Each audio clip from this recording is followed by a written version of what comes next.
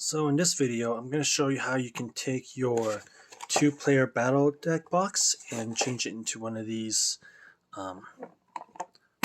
single battle box into an acrylic case. First off, I'm not sponsored by anyone. This is just the stuff I bought myself on Tmall. I just figured it was a bargain for 6 to come for $28. It was a bargain for me at least. And yeah, that's just how I do it. I like having the art box on display for my games, even though it may not be the deck because there's multiple heroes now or multiple warlords. I did the same for Baldur's Gate, though I don't really like the old commander deck style, having it horizontal. I can't see the colors too easily, even though I can see it through the little bar in the bottom. The bottom is just nothing special, it's just the booster pack. However, I do like the way Warhammer did it, the more even extremely premium deck boxes. So I can just turn to the side to see the color, and also it's got enough room for a snap on hard topper for the commander, and then the box counter, and of course nothing in the bottom. And it's of course also extended full art. So I'm trying to replicate that with this, and I guess I'll show you how it's done. First off, after you order your acrylic box, I would take the box, empty out the contents, and then here, let me set it on the tripod here.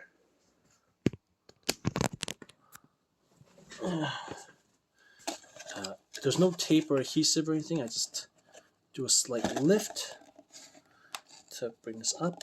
There we go. I use a little orange peeling tool to curve it open, but you just use your hands as well. Just lift up, slightly lift, and then it'll come out. And do the same for the other side. There we go. Sorry, my tripod's not really stable. Like so. Unfold it. And you have your base over here. So obviously what I'm going to do is I'm going to cut this in 2 halves and then make a deck box out of each. So for the right side, I guess, I want to cut to this the first T, like right off there. As you can see from my other ones, I cut about there. Here, my demon was further along, so it's about there. And then I cut along to the edge of the FLS label. I'm just gonna slowly angle myself. There we go. Good thing I'm right-handed.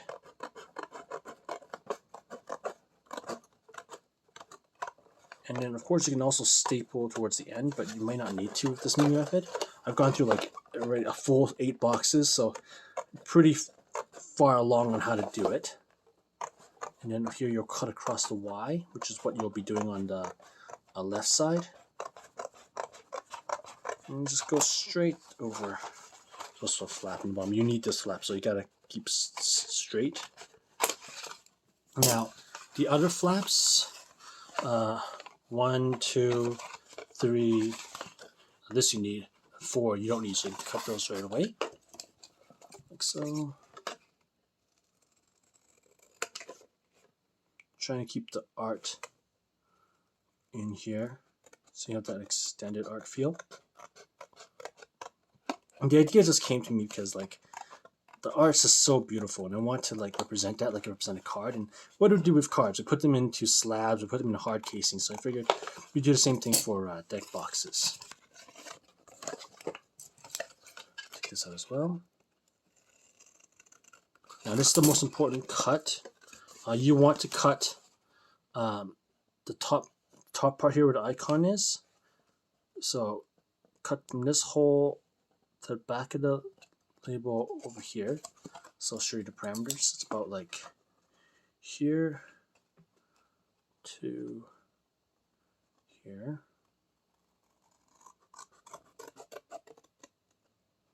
Watch your scissors.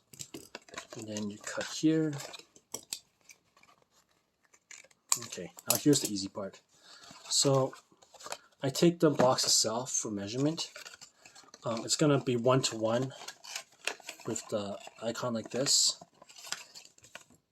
but then over here, it's a perfect fold right on the line.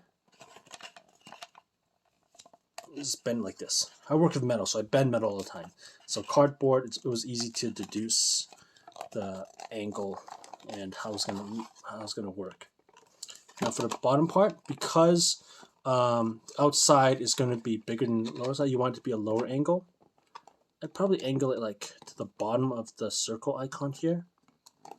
Angle it like such, and then bend it like that. Now we're going to actually open the case. And if you are on the right side, which is what I am going to make the right side like this, make it a bit longer. I'll show you the angle. Put it all inside, like so. And then take this side, and I'm going to take it back out again because I realized I forgot to make a cut. So now this is the other most important cut you have to make. This flap is actually too long. You want to be like about a good 1.5 cm out. And this goes straight down. That should do it. Okay, 8 boxes in. This should work for now. Curve in. If you want to just go do one at a time, one side at a time. 1. Then 2. Yeah, this should be. If I'm too thick, no, I cut enough length. Yeah, I cut enough. Yeah, this should be it. So the flap should be about here, and I should cover it up. So it was still too long, but that's fine. It's better to be over than under. And you can see the back has all the deck lists if you want to keep that. And then here's the side. I should trim this a little bit more because you can see it's already trying to bend over. So I'll just readjust a little bit more. Usually just cut like a millimeter at a time until I get it right.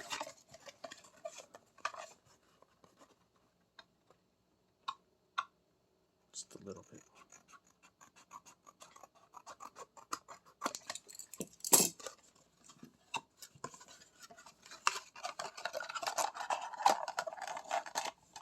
Dwarven bend in.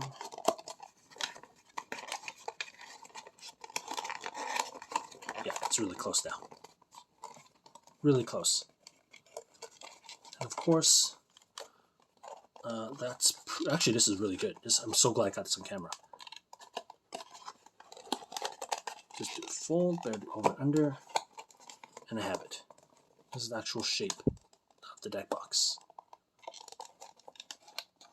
And of course you can tape or glue at this point, but I just like to leave it for now because now I have all the proof measurements. And quickly end this video because it's already been too long. But yeah, you can just keep on molding and doing size changes, trimming until you get it right. And then eventually it's going to look like this, where you have the ones open side. And I have the sleeves, the corresponding hero sleeves, of course, for this. And they're not cheap sleeves. They're also from Temu, but they're the matte sleeves that you use. Webcam, I only use single sleeves, but obviously for like the Revolutions, I put the KMC Perfect Fits in there. And the thing with Temu is, yes, it's made in China, but they do respect the licensing. So you won't find KMC or Dragon Shield Perfect Fits of the measurements, and you won't find 12 pocket binders or what was the other thing? Oh yeah, or over sleeves from the site. However, they do have a variety of the now off-license matte sleeves, even the 10 color ones. I think, yeah, because they have the yellow. The green I got separately, and as well as the pink because they don't really match. But they have like all sorts of colors and everything for a pretty decent price. And I'll save you some money if you want. They also have the clear ones, clear textured mats. There's a texture on this. And they also have something that people might like, known as these tubes, double opening tubes, for really cheap. Compared to here, really cheap. So yeah, they have that, and they also have these things. I'm not sure many people use them, but they're like stands, so you can stand your cards up.